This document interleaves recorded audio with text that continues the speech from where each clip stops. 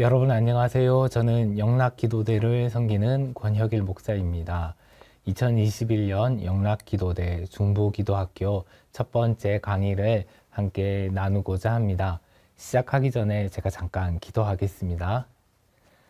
좋으신 하나님 아버지, 저희를 기도의 삶으로 부르시고 특별히 중보기도를 통해서 하나님의 사역에, 하나님의 일에 동참할 수 있게 불러주심을 감사드립니다. 이 시간은 중보기도학교 첫 번째 강의로 함께 나누고자 하는데 주님께서 성령으로 함께하여 주셔서 저희들에게 기도를 가르쳐 주시고 또한 기도 가운데 성숙할 수 있도록 도와주시옵소서. 예수님의 이름으로 기도드립니다. 아멘. 아마 대부분의 분들이 우리 교회에 영락기도대가 있다는 것을 알고 계실 것입니다. 영락기도대는 특별히 중보기도에 헌신된 평일 중보기도자와 그리고 주일 중보기도자들이 이렇게 자신의 자리에서 그렇게 기도하고 있는 그런 모임입니다. 우리가 코로나가 있기 전에는 이 영락기도대가 주중에는 베델에 있는 개인 기도실에서 그리고 주일에는 또 본당 아래쪽에 있는 베델 B실에서 모여서 그렇게 평일에 주일에 함께 기도를 드렸지만은 지금은 코로나19로 인해서 각자의 삶의 자리 가운데서 기도자들이 열심히 헌신하며 또 자신이 맡은 그 시간대에 그렇게 기도하고 있습니다. 이 영락기도대 중보기도학교는 이렇게 영락기도대 중보기도자로 섬기실 분들을 또 모으기 위해서 또 초청하기 위해서 하는 것이기도 하고요. 또 이미 영락기도대 중보기도자로 그렇게 헌신하고 계신 분들에게 계속해서 그 기도의 삶을 살아가실 수 있도록 또 돕기 위해서 하는 강의이기도 합니다. 또는 그 영락기도대 중보기도자로 참여하시지 또 못하신다 할지라도 그러나 평소 자신의 삶에서 기도자로서 중보기도자로서 삶을 살고 또 헌신하시기 원하시는 분들을 또 돕기 위해서 하는 강의입니다. 이번에는 저희가 긍휼을 구하는 기도라는 제목으로 두 번에 걸쳐서 강의를 하고자 하는데요. 주로 성경에 나오는 중보기도에 대한 이야기들을 중심으로 그렇게 나누고자 합니다. 여러분 잘 경청해 주시고요. 그리고 또 혹시 궁금하신 것이나 질문이 있으시다면 여러분 또 저에게 개인적으로나 아니면 또 여러 가지 방법을 통해서 그렇게 문의해 주시면 감사하겠습니다. 먼저 중보기도란 무엇인가에 대해서 생각해 보겠습니다. 너무나 익숙한 용어죠. 영어로는 이 중보기도를 인터세션이라고 합니다. 제가 한번 적어 보겠습니다. 영어로는 인터세션이라고 합니다. 네, 인터세션. 이것은 동사입니다. 이 인터세션이라는 동사는 명사입니다. 명사는 동사 인터시드에서 왔습니다. 인터시드. 이것이 이제 동사고요. 그리고 이것은 명사입니다. 네. 이 인터시드가 이제 중보기도를 하다라는 동사인데요. 대부분의 영어는 그 라틴어의 어원을 두고 있는데 그 어원을 한번 보도록 하겠습니다. 라틴어는 이 인터라는 똑같은 단어입니다. 인터라는 단어와 그리고 이 시드는 라틴어 세데레라는 단어에서 왔습니다. 세데레. 네, 모양이 비슷하게 생겼죠. 이 세데레라는 라틴어는 가다라는 뜻이 있습니다. 영어식으로 하면 to go, 가다라는 그런 뜻을 가지고 있습니다. 인터라는 것은 중간에, 사이, 중간 또는 사이 이런 뜻이 있습니다. 결국 이 인터세션, 중보기도 이 단어는 이 인터시드라는 단어의 명사형인데 이 인터시드라는 단어는 그 어원을 살펴보면 중간에서 그 사이에서 간다라는 의미가 있습니다. 사이에서 가는 것 또는 사이에서 말하는 것, 사이에 서는 것 이것이 중보기도의 어원이라고 할 수가 있습니다. 그렇다면 누구와 누구의 사이에 서는 것일까요? 그것은 죄인과 하나님 사이에 서는 것, 그것이 중보 기도입니다. 그래서 제가 이거 좀 지우고 다시 해보겠습니다. 죄인들 있죠? 죄인들. 개인이 있고 또 여러 복수 형태의 또 많은 그런 죄인 집단이 있습니다. 이 죄인들과 그리고 하나님.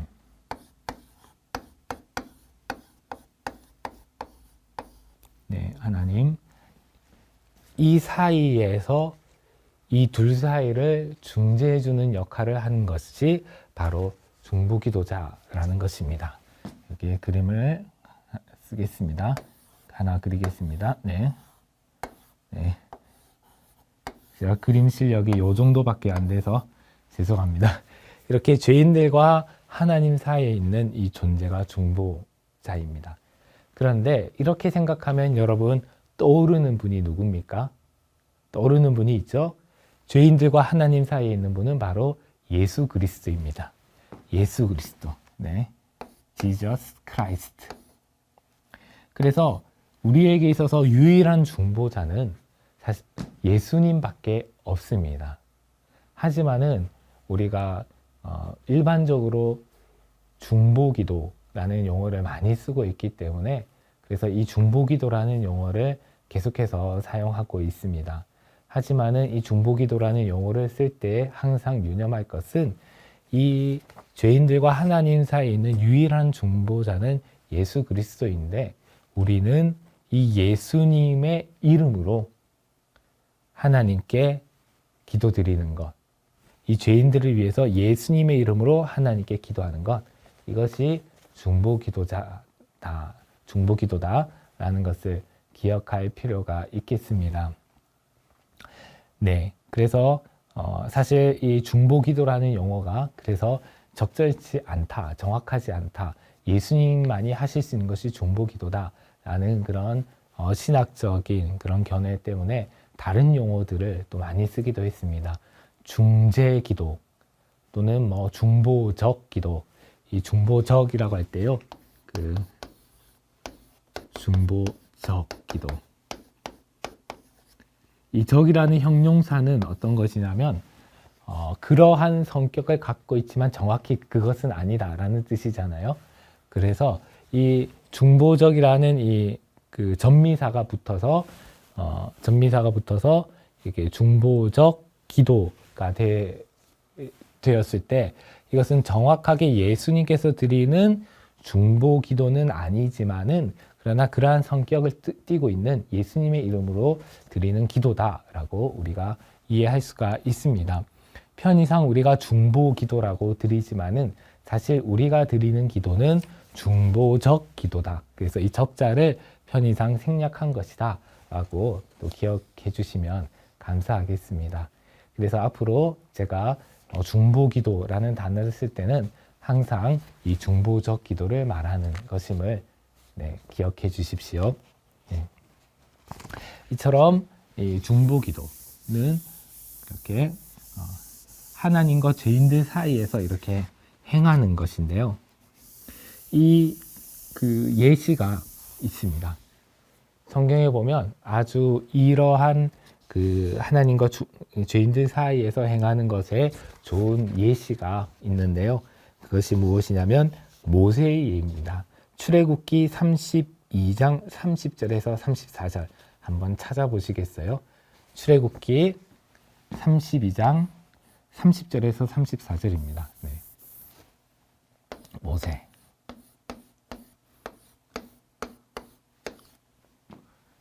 네, 찾으실 동안 제가 적겠습니다. 출애굽기 32장 그리고 30에서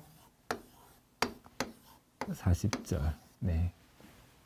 여러분 잘 보이시는지 모르겠습니다. 저는 조명 때문에 반사가 돼서 제가 쓴 위치에서 잘 안 보이긴 하는데요. 어쨌든 쓰긴 쓴 것 같습니다. 네. 이 모세가 하나님과 죄인들 사이에서 기도를 한 아주 좋은 예가 이 출애굽기 32장에 있습니다. 제가 30절에서 34절 읽어보겠습니다. 여러분 찾으신 줄 알고. 이튿날 모세가 백성에게 이르되 너희가 큰 죄를 범하였도다. 내가 이제 여호와께로 올라가노니 혹 너희를 위하여 속죄가 될까 하노라 하고 모세가 여호와께로 다시 나아가 여짜오되 슬프도소이다. 이 백성이 자기들을 위하여 금신을 만들었사오니 큰 죄를 범하였나이다. 그러나 이제 그들의 죄를 사하시옵소서.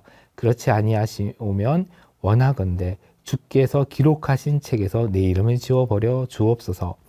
여호와께서 모세에게 이르시되 누구든지 내게 범죄하면 내가 내 책에서 그를 지워버리리라. 이제 가서 내가 내게 말한 곳으로 백성을 인도하라. 내 사자가 내 앞서 가리라. 그러나 내가 보응할 날에는 그들의 죄를 보응하리라. 아멘.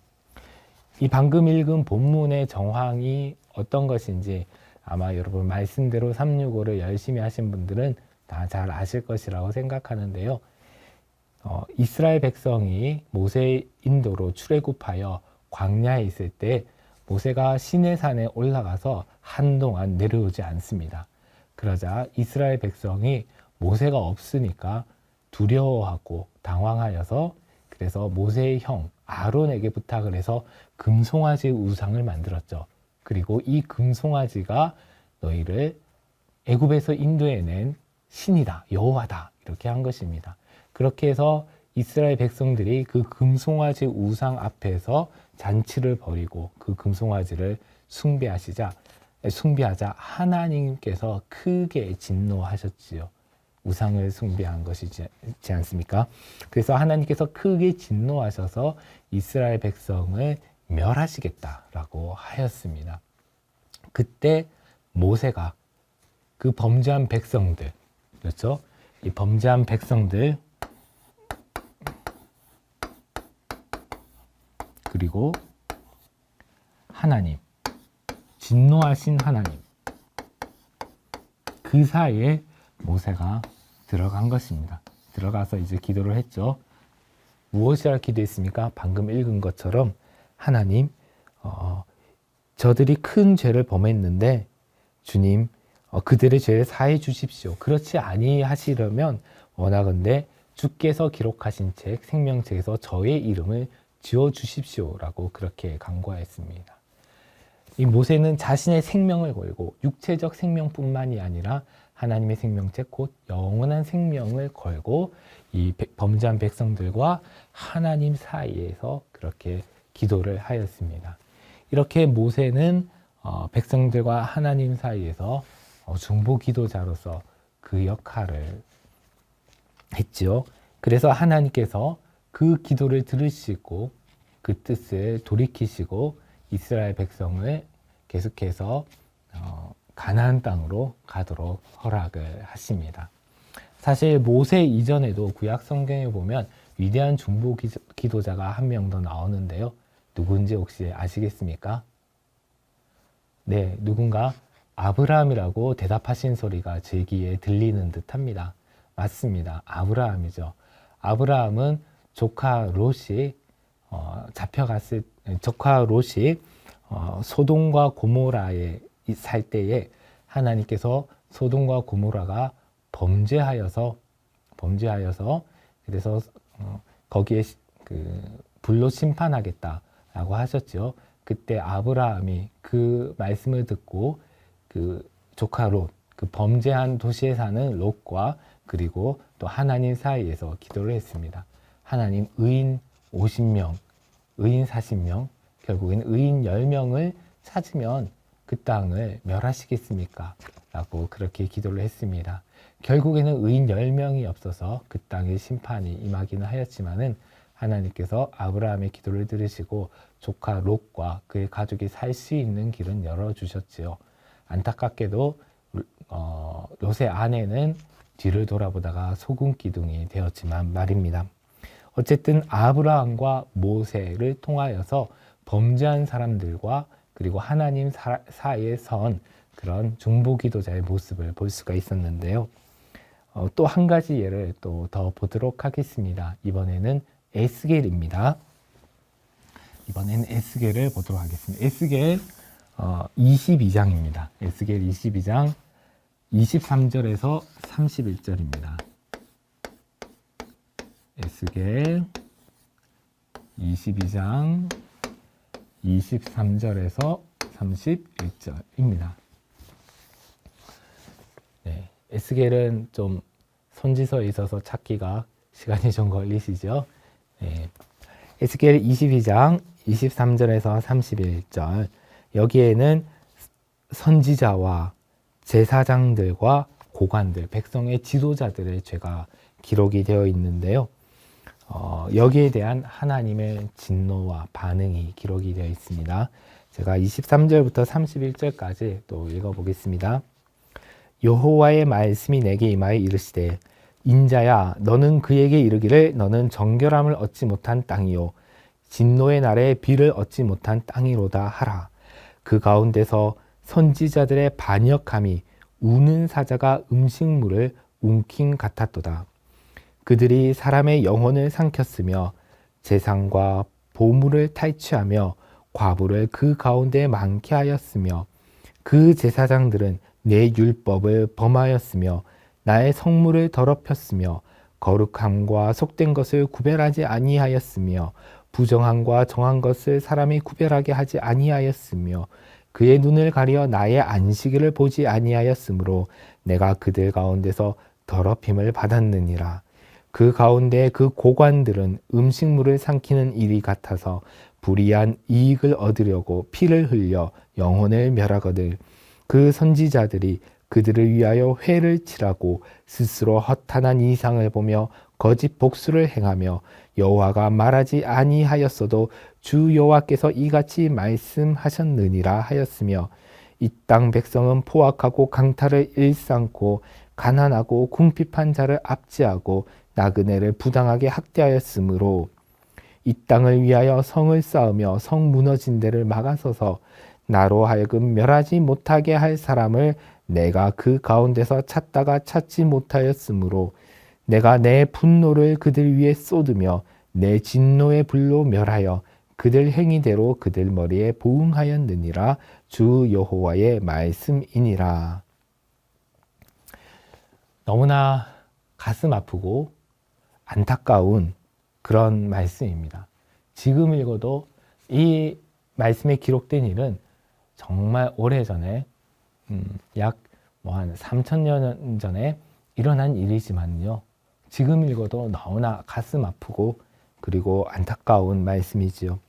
이스라엘 백성 중에서 이스라엘 백성을 거룩함으로 인도해야 될, 거룩한 삶을 가르치고 거룩하게 하나님께 제사 드리고 예배해야 될 제사장들이 스스로 그 거룩함을 짓밟았고 더럽혔고, 그리고 또한 선지자들은 사람들의 재산과 보물을 탈취하였고, 그리고 또한 그 가운데 있는 고관, 고위관리들, 백성의 지도자들은 불의한 이익을 얻으려고 피를 흘려서 영혼을 멸하였다라고 했습니다. 그 와중에 지도자들 뿐만이 아니라 백성들도 포악, 강탈, 그리고 압제, 학대 이런 일들을 일삼으면서 하나님을 크게 슬프게 만들었습니다. 이러한 상황 가운데서 하나님께서 찾은 사람이 있습니다. 누구를 찾았나요? 30절에 이 땅을 위하여 성을 쌓으며 성 무너진 데를 막아서서 나로 하여금 멸하지 못하게 할 사람을 내가 그 가운데서 찾다가 찾지 못하였으므로.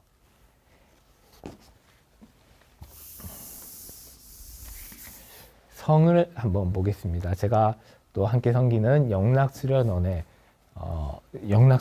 남한산성에 있는데요. 거기 산성이 있죠.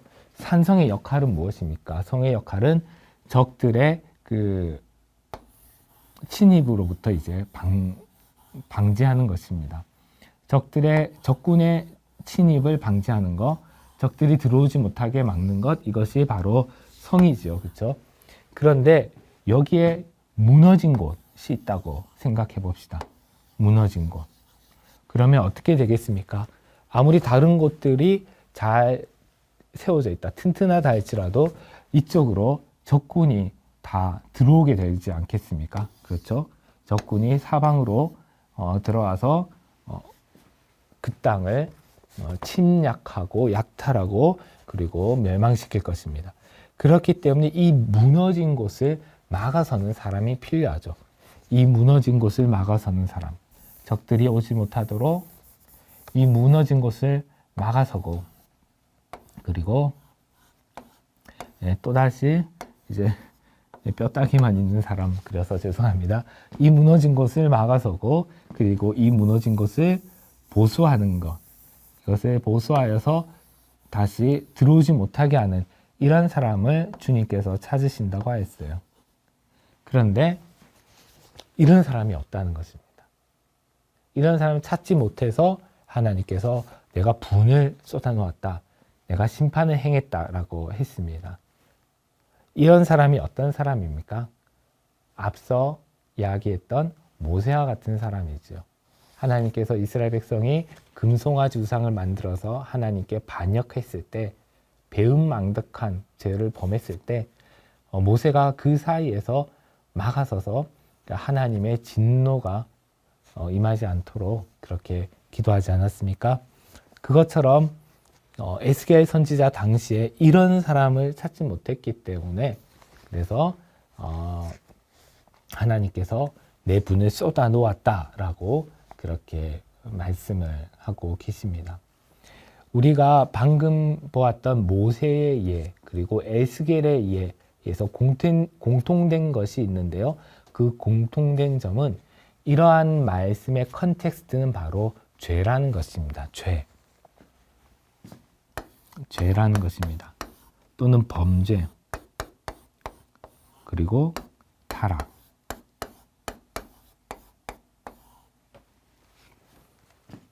모세 시대의 광야의 백성들이나 그리고 이 에스겔 시대의 이스라엘 백성들, 지도자들은 말할 것도 없고 백성들, 일반 백성들까지도 모두가 범죄하고 타락했다는 것입니다. 그래서 이러한 컨텍스트, 범죄하고 타락한 이러한 컨텍스트 속에서 그 성무너진 데를 막아서는 사람, 그리고 하나님과 백성들 사이에서는, 범죄한 사람들 사이에서는 이 중보자의 존재가 매우 절실히 요청되는 것이지요. 우리는 모든 사람은 죄를 짓습니다. 로마서 3장 10절에 의하면 기록된 바 의인은 없나니 하나도 없으며 라고 이야기했습니다. 그 말은 모든 사람이 죄인이기 때문에, 범죄하고 타락하는 존재이기 때문에 우리는 하나님의 긍휼이 필요하다라는 것입니다. 우리는 살아가면서 하나님의 긍휼이 반드시 필요합니다. 이 세상에는 이 세상에 사는 모든 사람은 하나님의 긍휼이 없이는 살 수 없습니다. 여기 이 사람은 어떤 사람이냐? 바로 그러한 하나님의 긍휼을 요청하는 사람이죠.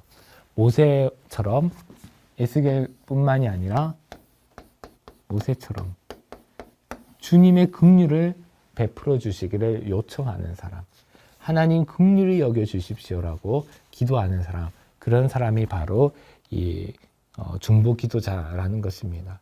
왜냐하면 범죄하고 타락한 상황에서 우리가 스스로 우리를 구원할 수 없기 때문에 방법은 하나님의 긍휼밖에 없는 것이죠. 하나님께서 긍휼을 내려주시고 용서해 주시고 다시 회복시켜 주지 않는다면 우리는 소망이 없는 것입니다. 여러분, 긍휼이란 무엇입니까? 긍휼에 대해서 조금 더 생각해 보도록 하겠습니다.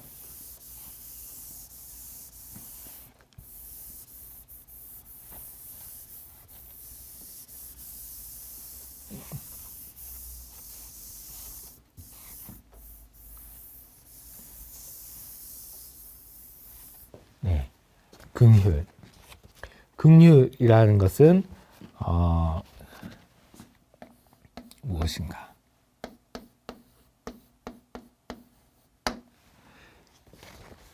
이 한자어로 긍휼은 이렇습니다.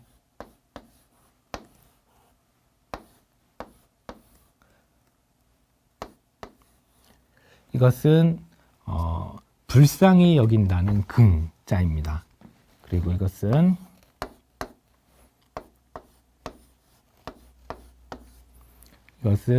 돌보아 준다라는 휴자입니다. 그러므로 긍휼이라는 것은 불쌍히 여겨서 돌보아 준다는 것입니다. 그냥 불쌍히 여기는 것에만 끝나는 것이 아니라 그 불쌍한 그런 상황, 그 처지가 해소될 수 있도록, 타개될 수 있도록, 변화될 수 있도록 돌보아 주는 것까지 나아가는 것이 바로 이 휼입니다. 그냥 돌보아 주되 그냥 돌보아 주는 것이 아니라 이 휼자의 이 여기 심방변이죠. 마음심입니다. 마음을 다해서, 마음을 다해서 돌보아 주는 것. 이것이 바로 긍휼입니다. 앞서 말씀드렸던 것처럼 우리는 이 하나님의 긍휼이 없으면 살 수가 없는데요. 빅뉴스가 하나 있습니다. 그것은 뭐냐면 긍휼은 하나님의 성품이라는 것입니다. 하나님이 긍휼과 전혀 관계없는 분이다라고 한다면 소망이 없겠죠. 그런데 하나님은 긍휼하신 분이시라는 거죠. 출애굽기 33장 19절입니다. 제가 한번 읽어볼게요. 출애굽기 33장 19절. 하나님께서 모세에게 하신 말씀입니다. 여호와께서 이르시되 내가 내 모든 선한 것을 내 앞으로 지나가게 하고 여호와의 이름을 내 앞에 선포하리라. 나는 은혜 베풀 자에게 은혜를 베풀고 긍휼히 여길 자에게 긍휼을 베푸느니라. 하나님은 긍휼히 베풀 자에게 긍휼을 베푸시는 하나님이다라는 것입니다. 여호와는 자비롭고 인자하고 노하길 더디하고 긍휼이 무궁하신 하나님, 그분이 바로 우리 하나님이시라는 것입니다. 그래서 여러분 뺄셈을 한번 해볼까요? 뺄셈, 긍휼, 여기 하나님이 있습니다. 하나님 마이너스 긍휼. 그러면 뭘까요? 뭐가 남을까요? 너무나 쉽습니다. 제로입니다. 하나님은 긍휼 그 자체. 그 사도 요한의 언어로 말하면 하나님은 사랑이시라. 하나님은 사랑이시기 때문에 하나님에게서 긍휼을 뺀다면 제로입니다. 긍휼이 없다면 하나님은 더 이상 하나님이 아니신 거죠. 또 정말 또 이 마음을 울리는 감동적인 그 표현이 이사야 49장 15절에도 나와 있습니다. 제가 읽어볼게요. 여인이 어찌 그 젖 먹는 자식을 잊겠으며 자기 태에서 난 아들을 긍휼히 여기지 않겠느냐. 그들은 혹시 잊을지라도 나는 너를 잊지 아니할 것이라. 여인이 어찌 그 젖 먹는 자식을 잊지 않겠으며 그 자기 태에서 난 아들을 긍휼히 여기지 않겠느냐라고 했습니다. 아마 어머니들은 잘 아실 것 같아요. 자기가 낳은 아이, 자기의 뱃속에서 나온 아이, 그 아이가 얼마나 사랑스럽고, 그래서 또 그 아이가 얼마나 그 아이가 어떤 어려움이나 또는 어려움을 당하거나 아니면 그 아이가 조금만 아파도 얼마나 불쌍한지 모릅니다. 아이가 조금 아파서 조금만 울어도 너무나 불쌍하게 여겨지지요. 요즘에는 그런데 이 세상이 타락했다 라는 것을 보여주는 가장 그 단적인 예 한 가지가 저는 모성애의 왜곡, 모성애의 타락이라고 생각합니다. 모성애의 파괴. 그래서 TV나 뉴스에 보면 그 낳은 엄마가 자식을 뭐 버렸다든지 학대했다든지 뭐 이런 이야기들이 나오지 않습니까? 이렇게 인간의 사랑 중에 최고의 사랑인 어머니의 사랑이 이렇게 파괴된 것, 이것은 오늘날의 이 세상이 타락했다는 것을 그만큼 보여주는 것이라 생각하는데요. 비록 어머니가 자기 자신을 잊을지라도, 어머니가 자기 자신을 기억하지 못하고 때로는 학대할지라도 하나님은 자기 이 백성을 잊지 아니하고 기억하고 자기 백성에게 긍휼을 베푼다는 것, 이것이 하나님의 약속입니다. 이처럼 하나님은 긍휼 그 자체이신 분이십니다. 그래서 선지자들은요, 하나님께 나아갈 때 믿는 구석이 있다면 하나님의 긍휼의 성품이었을 것이라 생각을 합니다. 방금 이사야 말씀에도 그렇고요. 그리고 예레미야 애가도 그렇습니다.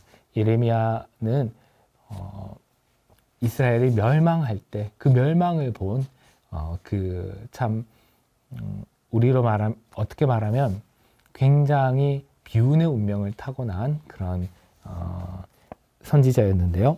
예레미야 애가 3장 22절 이렇게 기록하고 있습니다. 여호와의 인자와 긍휼이 무궁하심으로 우리가 진멸되지 아니함이니이다.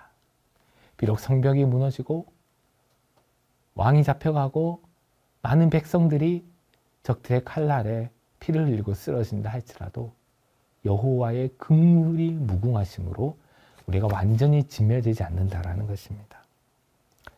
예레미야 애가 3장 32절도 이렇게 기록되어 있습니다. 그가 비록 근심하게 하시나 그의 풍부한 인자하심에 따라 긍휼히 여기실 것입니다.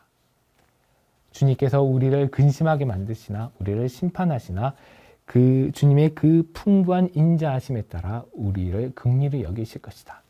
여기 긍휼의 긍이 불쌍히 여긴다고 했는데요. 왜 불쌍히 여기실까요? 하나님은 인자하신 분이시기 때문이죠. 인자. 하나님의 성품 다른 것이 바로 인자입니다. 인자를 우리는 헤세드라고 그러죠. 헤세드.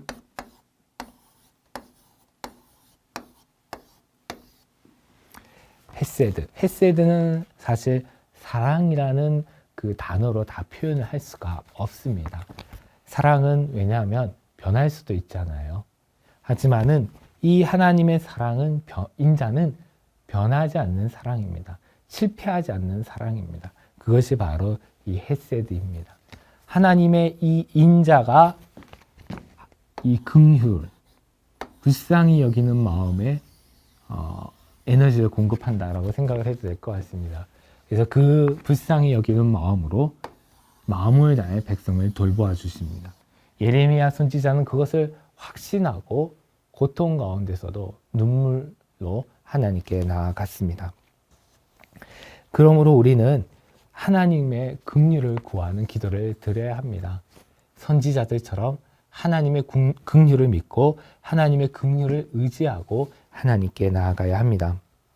히브리서 4장 16절 이렇게 권면하고 있습니다.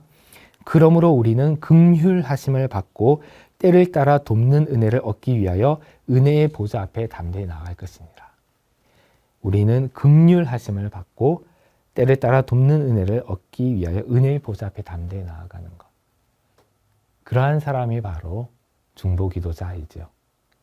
하나님의 긍휼하심을 구하고 때를 따라 돕는 은혜를 구하는 자가 중보기도자입니다.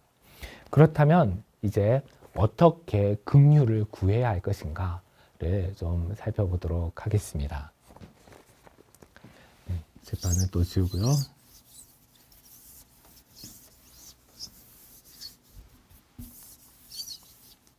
네.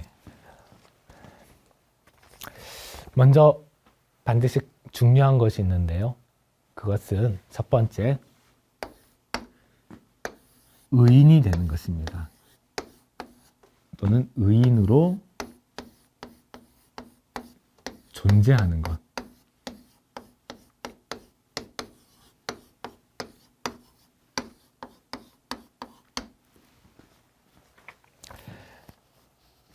말라기 4장 6절에서 10절에 보면요. 말라기 선지자가 통탄해 하면서 비판하는 그런 예언이 나오는데요.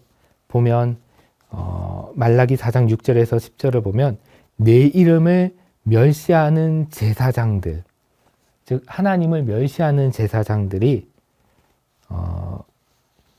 이렇게 말합니다. 9절에 만군의 여호와가 이르노라 너희는 하나님의 이름을 멸시하는 제사장들이 너희는 나 하나님께 은혜를 구하면서 우리를 불쌍히 여기소서 하여 보라. 너희가 이같이 행하였으니 내가 너희 중 하나인들 받겠느냐. 이 말라기 시대의 제사장들은 하나님을 멸시했습니다. 하나님을 공경하지 않고 하나님을 두려워하지 않고 하나님께 더러운 떡을 드렸다고 했습니다. 하나님의 식탁을 경멸히 여겼고 눈먼 제물로 희생을 바쳤습니다.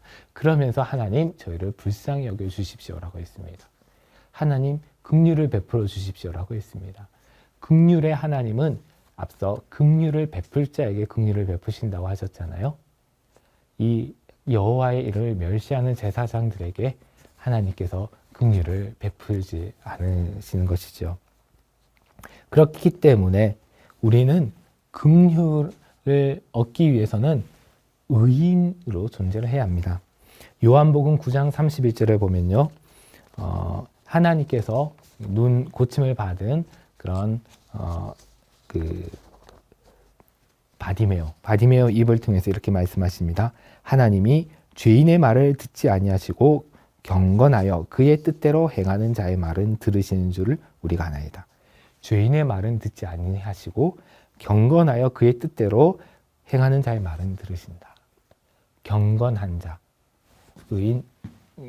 이 요한복음 9장 31절에 따르면 경건한 자,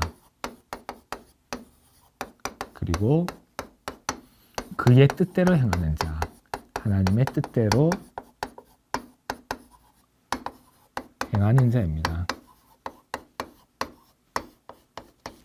네, 제가 좀 시간이 많이 간 것 같아서 글자를 조금 빨리 쓰다 보니 잘 보실 수 있을지 모르겠습니다.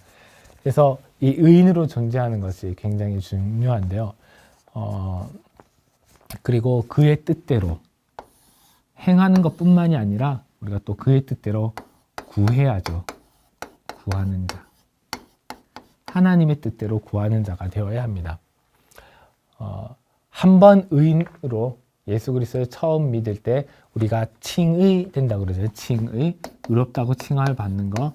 이 칭의에 머무는 것이 아니라 칭의에 그치는 것이 아니라 계속해서 성화, 거룩함으로 나아가는 이 구원의 여정을 밟아가야 됩니다.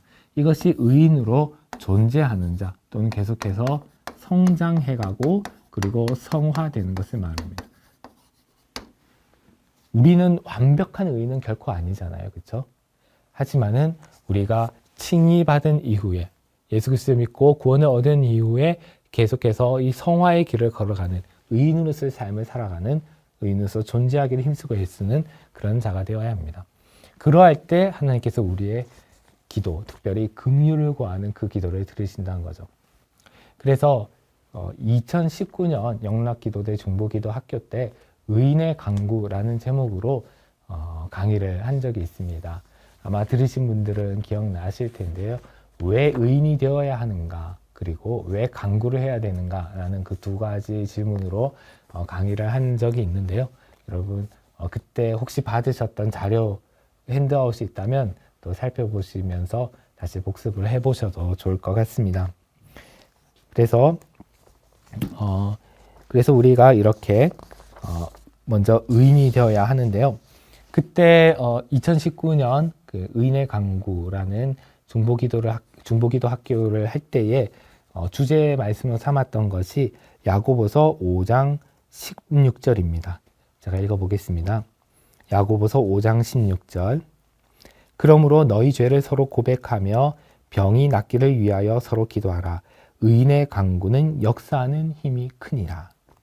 너희 죄를 고백하며 병이 낫기를 위하여 서로 기도하라. 의인의 강구는 역사하는 힘이 크니라. 그래서 의인의 강구.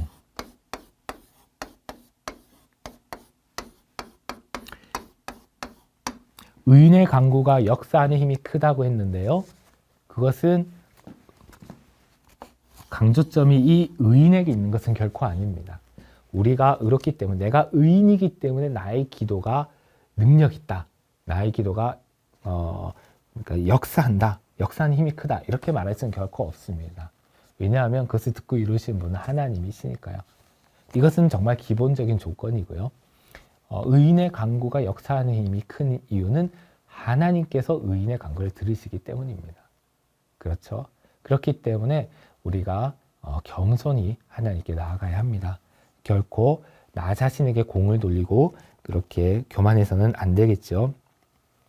그런데 방금 읽었던 이 의인의 강구에서 그 야고보서 5장 16절에서 보면 너희 죄를 서로 고백하며 기도하라고 했어요. 서로 기도하라. 너희 죄를 서로 고백하며 기도하라. 그래서 오늘은 남은 시간 조금 더 이제 죄를 고백하는 것에 대해서 말씀드리고요.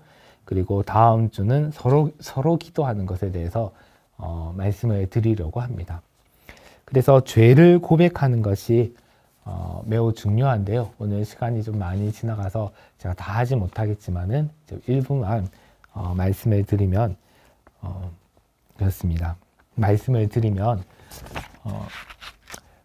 하나님께서 이스라엘 백성을 멸하시지 않도록 하기 위해서 그 사이에서 성 무너진 데를 막아서서 기도하는 자가 자를 찾았다라고 그렇게 하셨지 않습니까? 에스겔에서.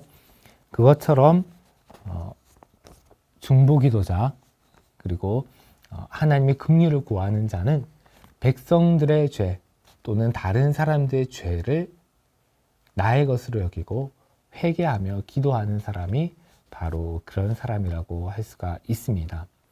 이 예를 느헤미야에서 찾아볼 수가 있습니다. 이스라엘 백성이 죄로 인하여서 그래서 예루살렘이 멸망하고 그 소식을 들은 느헤미야가 자신의 그 민족의 죄를 자신의 죄로 여기고 그리고 눈물로 기도했던 내용이 느헤미야 1장에 기록이 되어 있습니다. 시간 관계상 찾아서 읽지 않겠지만은 여러분께서 한번 찾아서 읽어보시면 좋겠습니다. 그래서 자기 사촌의 이야기를 듣고 정말 하나님 앞에서 금식하며 기도를 하였죠. 그래서 그것을 통하여서 하나님은 느헤미야를 다시 그 예루살렘 성벽을 재건하는 자로 부르셨습니다. 어쨌든 우리는 이 죄를 위해서 기도하는 것이, 죄를 회개하면서 기도하는 것이 너무나 정말로 절실하게 필요합니다. 특별히 오늘날 우리가 코로나19 시대를 맞아서 우리는 특별히 이러한 회개 기도가 너무 절실한 그런 시점입니다. 여러분, 이 코로나19가 하나님의 심판이다 라고 우리가 기계적으로 그렇게 연결하는 것, 이것은 사실 조금 위험한 그런 판단일 수는 있습니다만은, 그러나 우리가 코로나19라는 이 대재앙을 맞아서 그래서 많은 사람들이 죽어가고 있고 일상이 파괴되고 있고 무엇보다 우리가 하나님께 예배를 이전처럼 모여서 온전히 드릴 수 없는 이런 상황 속에 우리가 처해 있는 상황 속에서 우리는 무엇보다도 나 자신의 죄를, 우리의 죄를, 우리 한국교회의 죄를, 우리 민족의 죄를 돌아보고 기도하는 것이 너무나 필요합니다. 우리 모두가 빨리 백신 접종이 다 완료가 되고 그리고 치료제도 개발되고 이렇게 해서 일상으로 돌아가기를 간절히 간구하고 기도하고 있지 않습니까? 하지만은 그 이전에 꼭 필요한 것은 회개하는 기도다라고 생각을 합니다. 이 코로나는 회개를 위한 절호의 찬스, 절호의 기회입니다. 우리 한국교회 그리스도인들이, 물론 이것이 세계적인 팬데믹이기 때문에 세계의 그런 그리스도인들이 또는 세계의 모든 사람들이 하나님 앞에서 범한 그 죄악들을 우리가 성찰하고 회개하는 그런 절호의 기회가 이 코로나19가 아닐까 생각합니다. 우리는 예배를 제대로 드릴 수 없게 된 것에 대해서 너무나 안타까워하고 있습니다. 그런 상황 가운데서 우리는 또 스스로를 돌아봐야 하는 거죠. 그렇다면 내가 이전에 코로나19 이전에 자유롭게 예배당에 나와서 예배를 드릴 수 있을 때 나의 예배는 정말 하나님께서 받으실 만한 그런 기뻐하시는 그런 예배였던가? 와서 너무 많이 졸고 때로는 말씀을 한 귀로 듣고 한 귀로 흘리지는 않았는가? 또는 교회 와서 예배는 경건하게 드린다고 하였어도 자신의 삶의 자리에서 삶의 예배는 너무나 엉망으로 드리지 않았는가? 이렇게 우리 자신들을 돌아본다면 우리가 회개하고 반성해야 될 지점들이 너무나 많이 있습니다. 또한 자연과의 관계도 그렇습니다. 사실 이 코로나19 바이러스는 사람에게 와서 안 되는 바이러스, 그 박쥐에게 있는 바이러스라고 하죠. 그런데 아직 그 원인이 뭐 과학적으로 정확하게 규명된 것은 아니지만은 사람에게 건너오지 말아야 될 그 바이러스, 박쥐에게 있어야 될 바이러스가 사람에게 와서 이렇게 전 세계를 위험에 빠뜨리고 있는 것입니다. 그래서 인수, 사람과 짐승이 공통으로 감염될 수 있는 그런 바이러스의 위험을 이제 경고하고 또 그 문제를 다뤄가는 사람들은 이렇게 사람들의 동물들에게 있어야 될, 짐승들에게 있어야 될 바이러스들이 사람들에게 건너오는 것은 그 경계가, 그 중간지대가 사라졌기 때문이다라고 말합니다. 밀림이라든지 또는 여러 가지 자연을 사람들이 개발이라는 미명으로 너무나 많이 파헤치고 그리고 그것을 훼손하였기 때문에 그래서 짐승들과 사람들과의 거리가 가까워지게 된 것이죠. 그래서 그 짐승들에게 있어야 될 그 바이러스가 자연적으로 사람에게 전달되었다라고 그렇게 이야기하는 그런 학자들이 있습니다. 이런 것들을 보면 하나님께서 만드신 이 창조 세계를 우리가 우리의 욕망으로 너무나 이용하고 파괴해오지 않았는가, 이런 반성을 할 수가 있는 것이죠. 그래서 그것을 가지고 우리는 하나님께서 우리에게 맡기신 그 자연 세계를 제대로 다스리고 지키지 못한 것으로 인해서 우리는 또한 회개할 필요가 있는 것입니다. 이 외에도 너무나 많은 회개의 지점들이 있습니다. 그러므로 여러분, 나 자신만의 죄가 아니라 그리고 내가 속해 있는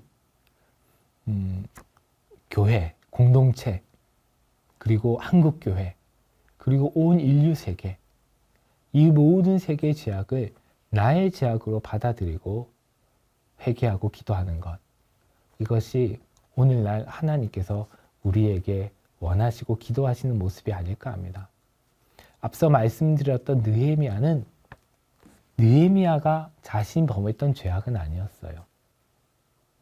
그들의 동족들, 그들의 그의 선조들이 행했던 그 죄악들을 느헤미야는 자신의 죄악처럼 여기고 회개하였습니다.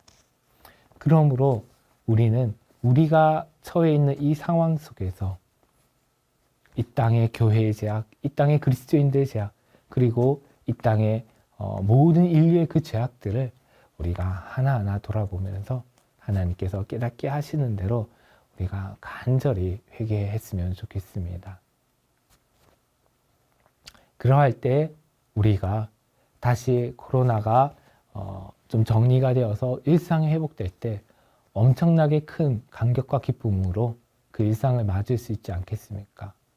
다시 모여 제한 없이 예배장에서 하나님께 예배를 드릴 수 있을 때에 이전과는 다른 더 온전한 예배, 하나님께서 더 기뻐하시는 순전한 예배를 하나님께 드릴 수 있지 않겠습니까? 그러한 죄를 우리 모두가 회개하는 시간을 가졌으면 좋겠습니다. 특별히 이제 다음 주 강의를 들으시기 전까지 이 기간 동안 날마다 좀 회개 기도하는 시간을 가졌으면 좋겠습니다. 앞서 말씀드렸던 것처럼 범죄한 사람들과 하나님 사이에 서서, 아니 사실 그 전에 내가 지은 죄를 회개함으로써 내가 의인으로 하나님 앞에 다시 설 수 있도록 자신의 죄를 회개하고 이어서 그리고 내가 속한 그런 우리 한국교회와 그리고 온 인류의 죄악을 주님께 회개하는 그런 특별한 기간으로 삼으시기를 여러분들께 부탁드리고 그리고 또한 초대합니다. 네, 마지막으로